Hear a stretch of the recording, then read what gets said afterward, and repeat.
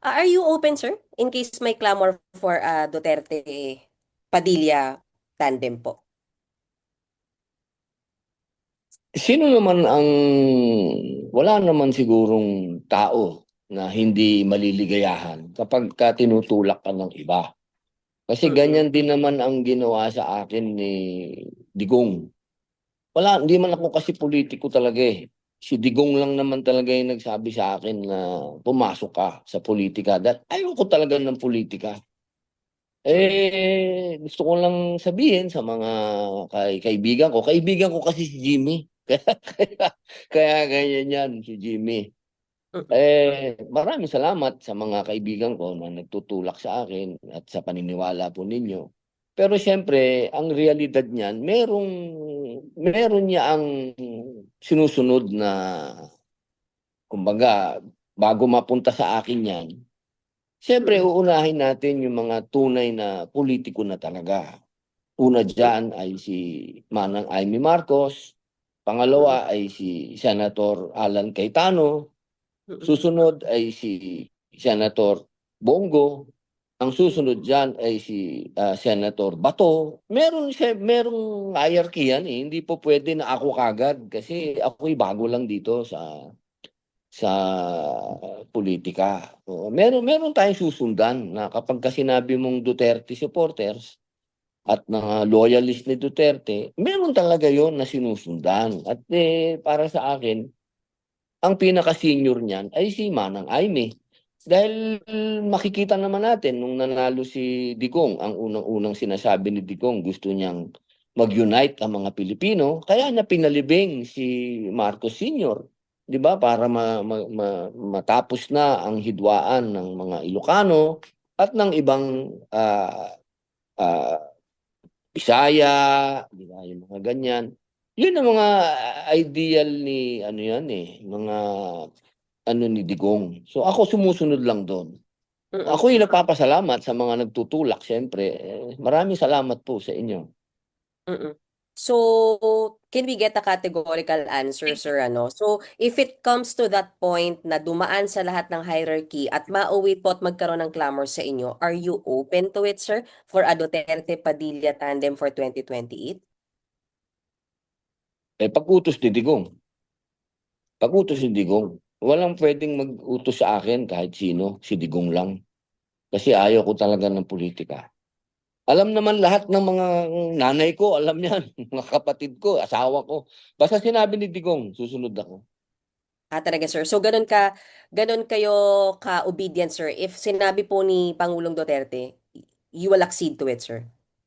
Yes, ma'am. Kasi yun, kaya naman ako nandito, ma'am, dahil sa kanya. Mm-mm.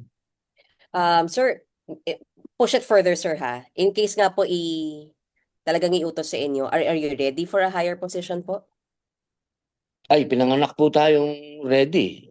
Lalo na yan, para sa akin, Vice President, hindi naman masyadong, ano yan, puro advocacy lang yan eh. Parang ikaw ang spare tire, di ba? Mm-mm. Kayang-kaya yan. At iisa naman ako ang paniwala naman ng Duterte, isa ako doon.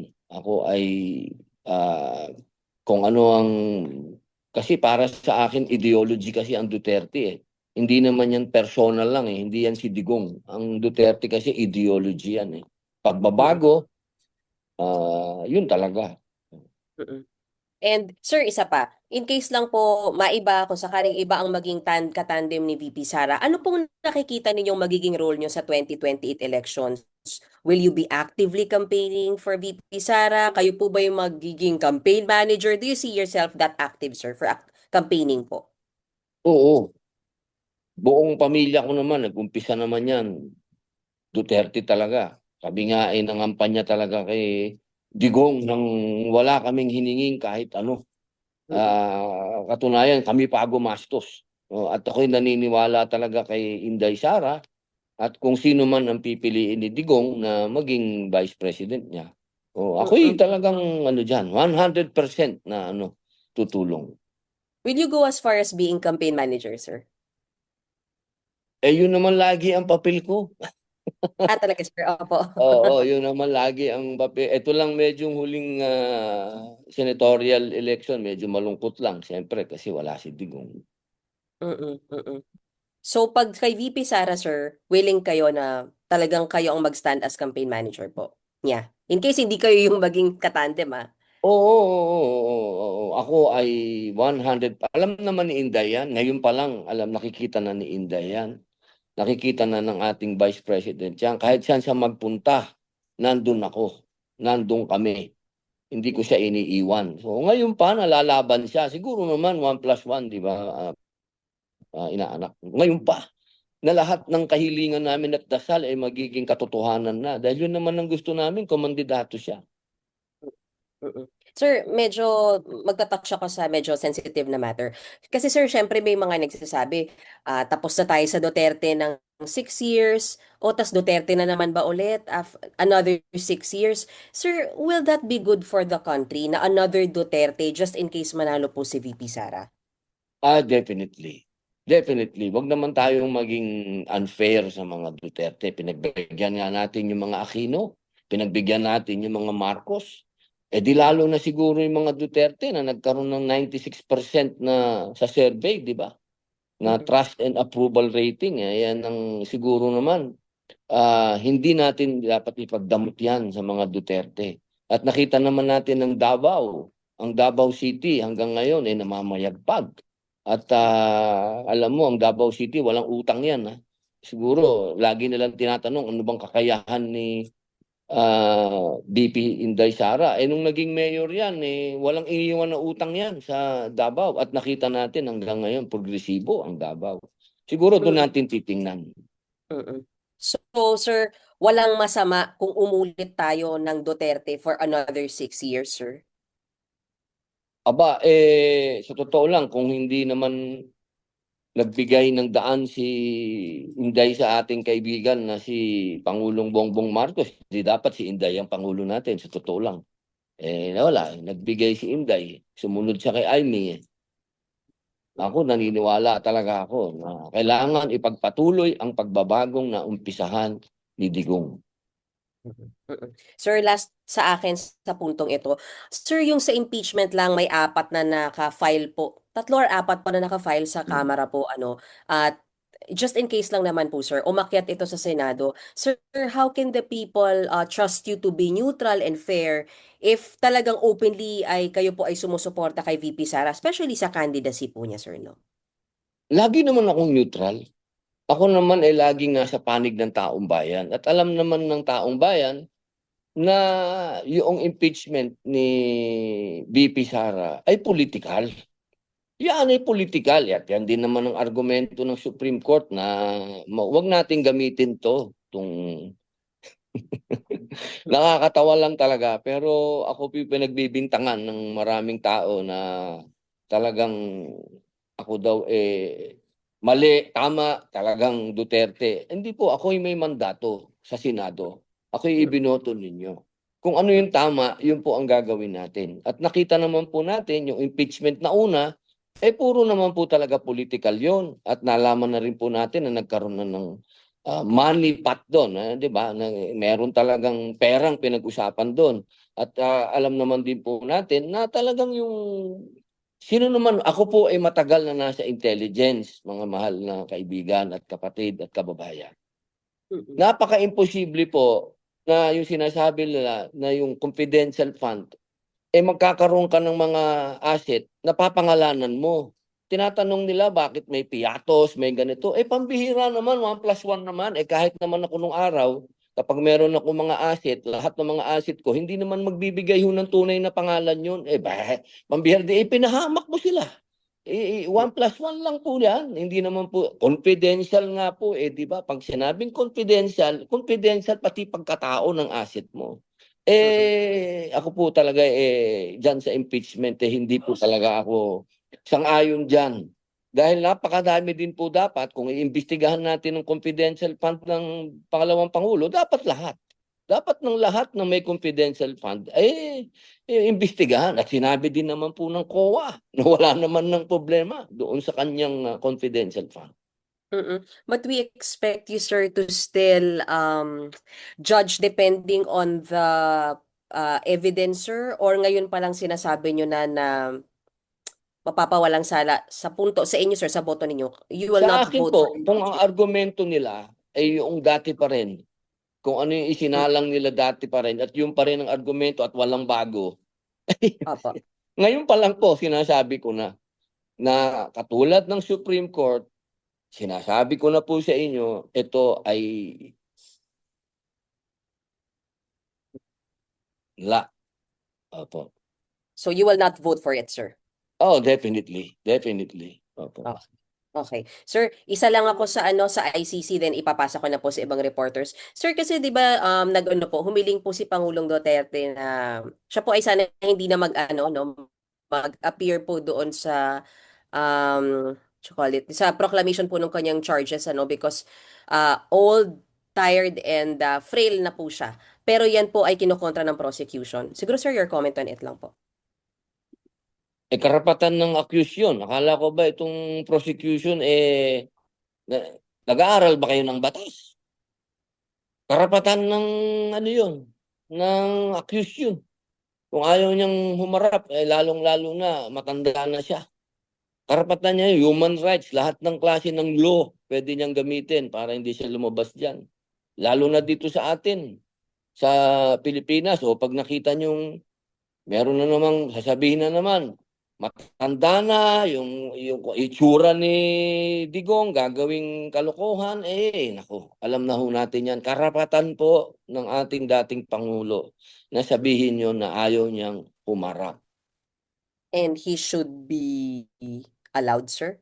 Of course, definitely, right niya yun. Mm-mm. Karapatan po niya yun, international law, anumang law, karapatan po niya yun. Total, hinihiring na siya, nandun naman yung abogado niya humarap. Opo. Okay. Sir, that's all from me. I'll give, sir, yung floor kay RG Cruz po ng ABS-CBN. Salamat po, sir. Salamat po. RG. Hi sir, good afternoon po. I hope you can hear me. Sir, first question po, kayo po ba ay pupunta sa The Hague para magbigay ng suporta kay Pangulong Duterte dun sa kanyang confirmation hearing sa ICC? Ah, Alam mo, kung tatanungin mo yung puso ko, oo, gusto kong pumunta. Talagang gusto kong tumakbo doon. Gusto kong magpakita at paramdam sa mga tao nando doon. Kasi lagi ko namang ginagawa yan. Kaya lang may session pa. Mhm. Noong kasi last year, campaign season, walang session, na nakapagbantay ako doon. Pero ngayon may session pa hindi ko magagawa yan dahil siyempre meron akong mandato at ako yung nagsumumpa sa ating taong bayan. Kailangan ko nandito ako. Siguro pagdating ng bakasyon, makapunta ako doon. Sir, kayo pa, ano pang inaasahan ninyong pwede pang mangyari dito sa prosesong pinagdadaan ng dating Pangulo? Katulad ng defense, at Mhm. katulad din ng sinasabi ng ating mahal na Vice Presidente, nalulungkot kami lahat kasi parang nagiging, alam mo na, parang pakiramdam namin bias yung ICC. At lahat na lang ng pina-file, lagi na lang hindi. Parang nakakalungkot. Opo. Pero siyempre, nandun pa rin yung aming hope na sana dumating din yung pagkakataon na wag naman maging parang gawin nating political ito. Diba? Dapat kung ang argumento nila ay patungkol sa human rights, dapat pantay-pantay ang human rights natin. Meron din karapatan ang mga taong nagmamahal kay Digong. Kung binibigyan nila ng karapatan yung mga hate si Digong, dapat yung mga nagmamahal din, tingnan din nila dahil pare-pareho lang tayong human. Okay. Sir, sa pagkakaalam po ninyo, ano po ang estado ng kalusugan ng dating Pangulo ngayon? Ay, malungkot kasi nung nandun ako, alam mo, marami tayong kaibigan doon eh.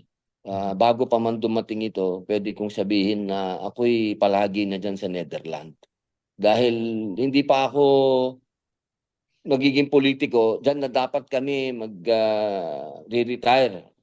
Mhm. Kaya ako nagulat sila, ba't nandun ako kagad? Kasi may visa ako. Alam Mhm. nyo, marami tayong mga kababayan doon na taga doon na nagsasabi talaga. Yung iba ay may boyfriend pa doon sa loob ng kulungan. Talagang may nangyari na natumba si Digong. Natumba si Digong, nabagok yung ulo. Alhamdulillah at walang nangyaring damage sa kanya. Kung ganun na ang sitwasyon ni Digong na hindi na siya makalakad, dito naman nakita naman natin noon hindi na nga siya makalakad mag-isa. Di lalo na doon sa kulungan. At doon po sa kulungan niya, solo siya doon. Hindi po yan parang kulungan dito sa atin na meron kang mga kasama. Hindi po, solo-solo. Parang solitary confinement nga po yan eh. Kaya minsan siya pa naglalaba, siya pa napakadelikado po para sa edad ni Digong. At ano pa ba naman ang aasahan natin? 81 na si Digong. Ano ba ang aasahan natin? Yun ho ang matagal ko nang pinakikiusap. Ano pa ba ang makukuha natin sa matanda? Yun po. Okay. Yun lang po, sir. Papasa ko na po ang pagtatanong do sa susunod po sa Kay, listahan po kay kay Robert Manyo muna. Kay Robert kay Manyo Robert muna. Manong. Mm-mm. Thank you, sir. Hi sir, good morning, ay good afternoon po. Good afternoon, Tol. Sir, after po nung declaration ni Vice President Sara nung pagtakbo niya, meron na bang mga certain groups, individuals na before malamig sa grupo ninyo, sa mga Duterte na ngayon nag-signify na gusto na nilang mag-join, gusto nila mag-participate na sa team ninyo? Ay, wala pong naging malamig sa amin. Mm. Hindi po nangyari yan. Siguro doon sa Congress, alam na naman ng Congress. Apo. Alam na naman ng ang takbuhan dyan. Kapag hindi ko na kailangan ipaliwanag kung sino ang nasa administrasyon, doon yan. Kaya nga wala talagang party system dito sa Pilipinas. Kalokohan yung party system na yan. Pero, pag umikot po kayo sa buong Pilipinas at sa buong daigdig kung saan may Pilipino, hindi po talaga kailanman lumamig ang suporta kay Inday. At lalo pa po yan na umiinit pa ang suporta sa kanya. Lalo po ngayon na nagdeklara na siya. Dahil tuwing umiikot po kami, walang inire-request ang mga tao sa kanya kung di tumakbong Pangulo. Ngayon po na nag-announce na siya, lalo pong, kumbaga, kumukulo po. Hindi po nang galit ha. Ako na naman, hindi po galit ha. Kumukulo ang suporta. Opo. Sen, alam po natin, sabi nyo nga medyo busy kayo sa Senate and all, pero kapag ganito po kasing mga declaration, kaliwat kanan na yung pangbabato, pagbubungkal, kung hanggat kaya nga, di ba, dudumihan po talaga yung mga politiko natin. How do you intend to protect Vice President Sara after the declaration niya at ini-expect na ninyo yung worst na senaryo na pwedeng mangyari po sa kanya? Alam niyo po, yan siguro ang magiging pinakamagandang plus ni Inday kasi lahat na naibato na sa kanya. Hindi ko na lang alam kung ano pa ang ibabato nila dahil lahat na po eh. Lahat na ng klaseng basura, lahat na ng klaseng paninira ginawa na kay Inday. Ewan ko kung ano pa ang pwede nilang ibato. At nakita naman po natin, lahat po ng ibinato nila, naging maganda ang epekto. Lalo pang lumakas ang kanyang popularity sa mga survey. Hindi po siya bumababa. Kaya po siguro, mag-iba din rin na ng style itong mga kalaban. Dahil kung ganyan ang style nyo, lalo lang yung pinasisikat si Inday. Sir, last na, doon lang sa minority resolution, doon po sa ICC, gaano ka-importante ito, sir? At nakikita nyo ba na bibigyan timbang itong resolution na ito na makasama nyo plus, of course, outside the Senate, sir? Thank you po. Ako po 100%. Kasi narinig ko na po ang mga pahayag. Unang-una po ng yung siga natin sa Senado ngayon, si Senator Pampilo Lacson. Narinig naman po natin siya. Siya na mismo ang nagsabi na talagang hindi dapat mangyari na ibigay ang mga senador diyan sa mga dayuhan. At naniniwala po tayo sa kanya dahil yan din po ang naging boto niya nung nagkaroon po kami ng resolusyon na pauwiin na si Digong dito, eh sumama po siya sa amin kahit na majority siya, sumama po siya sa minority. At ganun din naman po kay Senator, kay SP, kay Senate President Vicente Soto III, dahil nakita naman po natin nung panahon na kami ni Senator Trillanes ay naghahabulan diyan sa Senado, eh talagang proteksyonan niya si Senator Trillanes. Hindi nga ako nakaakyat diyan eh. Nung panahon na may warrant si Senator Trillanes at gusto kong mag-civilian arrest ba ang tawag doon? Nakakalimutan ko na. O basta ang nangyari, Civilian arrest. hindi ako pinayagan makapasok ng Senado. Ganun ang proteksyon na binigay ni Senator SP Tito Soto kay Trillanes nung panahon na yan. Kaya siguro ako, at ganun din naman sa lahat ng aking mga kasama, si Senator Bam Aquino, napakaganda ng sinabi ni yan number one din ho yan, na majority ho yan. Ha? At talaga naman alam natin ang naratibo niyan, talagang nandun sa kabila. Pero talagang siya po ay nagbanggit din na hindi dapat na ibigay sa mga dayuhan ang ating mga senador. At alam ko naman po, karamihan po ng ating mga kababayan ay naniniwala na ang ating soberenya ay dapat nating proteksyonan. Hindi po dapat tayo dinidiktahan ng kahit na sinong dayuhan. Hindi po dapat tayo pumayag. Thank you, sir. Pasa ko na po sa next. Thank you. Salamat po. Sir, next natin si Dexter Ganibe po, BNC po, Bilyonaryo. Dex, andiyan ka? Hi, Sen. Good afternoon. Opo, magandang Hi, tanghali Sen. po. Maganda.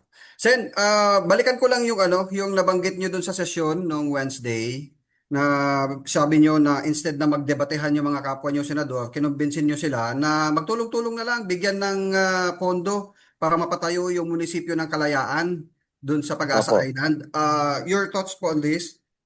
Opo, kasi alam niyo po kasi maring nagiging nonsense ang lahat ng usapan natin kung pinababayaan natin yung pinag-uusapan nating lugar.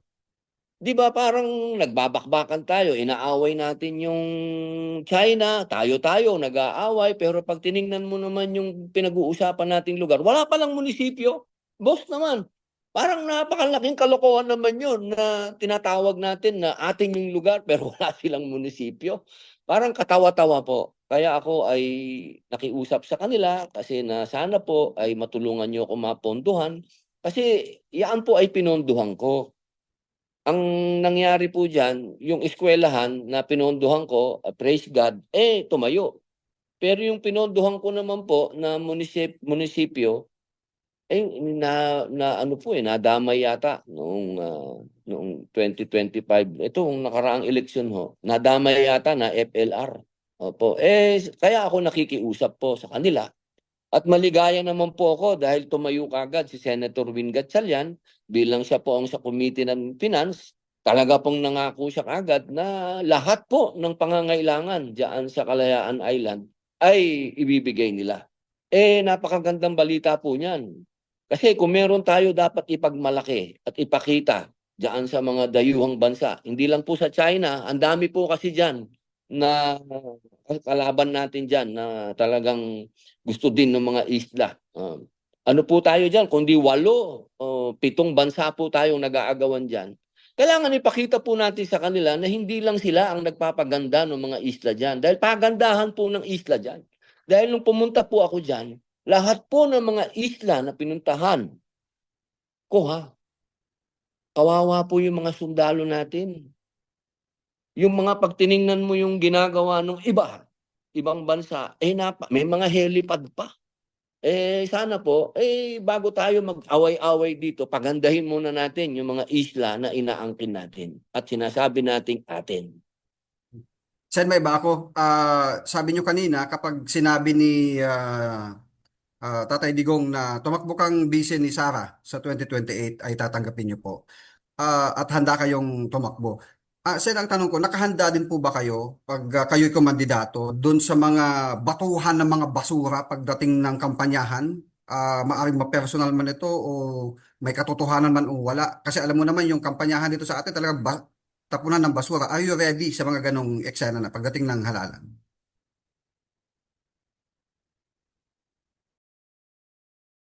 Hello? Naputol. Hello? Yes, Sen. Hello? Oo. Po. Are you ready po sa Narinig niyo mga po ako? ganong sitwasyon? Opo, go ahead po. Okay. Ano po? Sa akin naman po, wala na po akong katulad po ng kay BP Inday. Wala na rin po ako maiisip na ibabato sa akin dahil naibato na lahat. Ex-con, bobo, tanga, lahat na. Babaero, lahat na po. Opo. Ako po naman hindi naman po ako balat sibuyas. Oo, kung ganyan ho talaga ang ano ng politika natin, tatanggapin ho natin yan. Pero ang usapin ho kasi dyan, ayaw ko ho talaga. Hindi ko ho talaga gusto yan. Ako po ay talagang ah, ayoko na nga hong tumakbo eh. Oo, sa totoo lang, ayoko na ho. Pinagbigyan ko lang ho si Tatay Digong na maging senador. Pero hindi ho dahil sa mga bashing. Kung hindi, ako po'y nababagalan. Nababagalan po talaga ako sa takbo ng ating dito sa ating paggogobyerno. Opo, yun po ang totoo. Pero siyempre po, kung utos ni Digong, wala po akong magagawa. Pero kung pag-uusapan po natin, uli, kung sino dapat yung mga mauna, dapat mauna po dyan si Manang Aimee, si Senator Alan Cayetano, Senator Bongo, Senator Bato, kasi sila po yung mga senior po. Sige po. Sen, doon na lang sa this coming Monday, kung ano man yung kalalabasan doon sa, alam naman natin yung confirmation of charges, mangyayari yon. Ano pong mensahe mo sa mga kababayan natin na nandito sa Pilipinas at nandun sa The Hague na sumusuporta po kay dating Pangulong Duterte po? Go ahead, sir. Ah, Una po sa lahat po ng mga kababayan namin na nandoon sa The Hague na tinitiis ang lamig. Alam ko po, naintindihan ko po yan dahil parehong-parehong panahon po nung nandyan po tayo, napakalamig po. Pero nandyan pa din po kayo sa labas ng kulungan ni Digong. Alam ko po, mas malamig ngayon dahil may snow pa, pero nandyan po kayo, nakatayo. At alam ko po sa oras ng hearing, nandyan na naman po kayo, nandyan kayo sa labas ng ICC. Ako po'y nagpapasalamat sa inyo. Ako po'y hanga sa inyo, ako'y nagpupugay sa inyo. Huwag po tayong magsawa, huwag po tayong mapagod. Tayo po'y solid sapagkat naniniwala po tayo na si Digong, katulad po ng kanyang liham, ibinigay niya ang buhay niya sa atin. Ibinigay niya lahat-lahat sa atin. Kaya po siya nakakulong ngayon dahil para sa atin. Ipinagkatiwala na po niya ang buhay niya sa atin. Kaya wag po nating kalimutan, nung panahon niya, tayo pong mga Pilipino, nakataas ang mga noo natin. Tayo mga Pilipino'y hinangaan ng mga malalakas na bansa. Tayo mga Pilipino'y nirespeto. Kaya sana po, mga mahal kong kababayan, ipagdasal po natin na sana ang ICC ay wag naman maging politikal. Sana ang ICC ay panindigan po nila ang kanilang isinisigaw na sila po ay para sa human rights. Dahil ang human rights po ay hindi lang para doon sa mga galit kay Digong. Dapat ang human rights ay para sa lahat. Kasama na po tayo doon na nagmamahal kay Digong. Yun lamang po, maraming salamat po. Thank you, Sen. Thank you po. Susunod po sino ba? Wala na si Daniel. Sige, sir, bago ka namin let go, isang question na lang. Sir, yung Opo. United Opposition po, they're really also gearing up to, they're also preparing, no, para dito sa laban sa 2028 presidential elections. Sir, are you in any way worried na baka malakas din talaga yung tandem na ipanglaban po ng United Opposition? Ay, sigurado po yan. Naniniwala po ako na talagang sa totoo lang po ay naguguluhan ako minsan bakit ang tawag sa kanila ay oposisyon eh. Dapat kami po ang oposisyon eh. Naguguluhan ako paano sila naging oposisyon eh. Paano kayo naging oposisyon? Align kayo kay Presidente. Parang naguguluhan ako. Kami yata ang oposisyon. Pero kung ano man yan,